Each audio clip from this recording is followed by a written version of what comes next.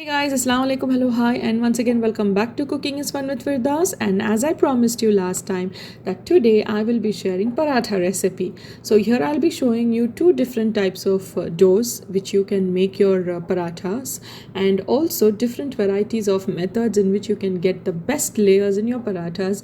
And this is going to be super easy and super interesting recipe. So let's get started. I have taken 3 cups of maida, which is all-purpose flour, to which I'll be adding in salt 1 teaspoon and 1 teaspoon of ghee.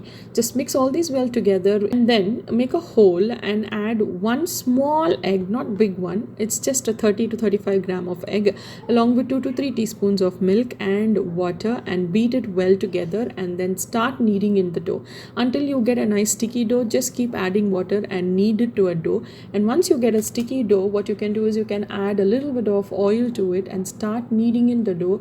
Not much, just until it is not sticking to your hands. Once it's not sticking to your hands, your dough is ready. You can cling wrap it and let it rest for 15 minutes.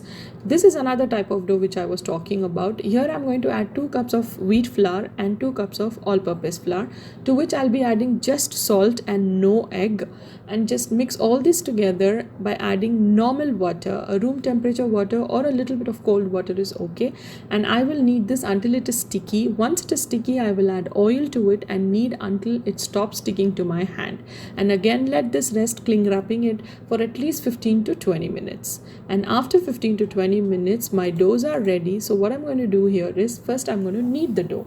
Here the kneading process will be very easy, because the dough is now settled well together, and it will become very easy for me to knead it well into a soft dough.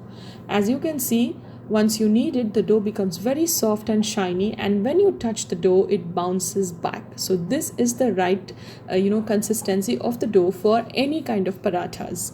So now moving on, just divide the dough into equal portions and take one portion of it, sprinkle with flour over it, and start rolling it out. You can just add a little bit of oil or ghee over it. And here I'm going to show you 4 different types of shapes in which you can make your paratha pedas. So here you just need to slit from the in between and roll it out in the form of a cone and press it down. This is one way that you can make your peda for the paratha. The next way is apply oil, and then you just need to fold the in and out.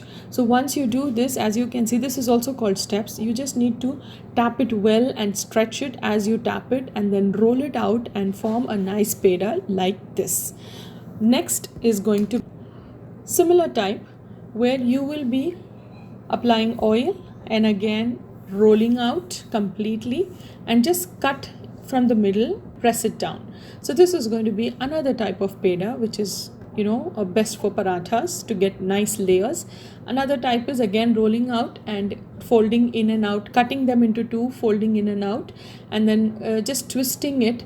And as you twist it well, just twist in to form a peda like this and press it down, and there you go, you get all set mini pedas also ready for you.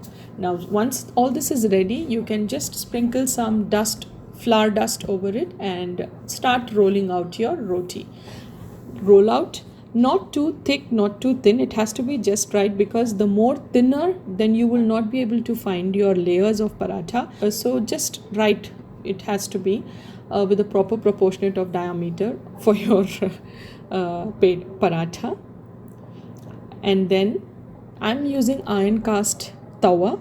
So let the tawa heat well before you put in your paratha to cook it, and do not press the paratha until both the sides are well cooked. Until you see some dots over your paratha, do not press it, because the moment you place your paratha over the tawa and you start pressing it using your spatula, thinking that you are cooking it, but actually you are making a mistake by pressing it, wherein your layers are getting pressed onto each other and they are getting cooked along with it.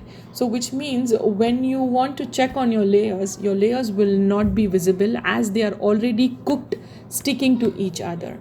So please do not do that. So wait for your paratha to cook on both the sides, at least 2 to 3 flips, and then you can see the dots arising, after which you will apply ghee and oil and all that stuff and start pressing your parathas from all the sides to cook evenly. And the best way in which you can make your paratha, let me show you the layer.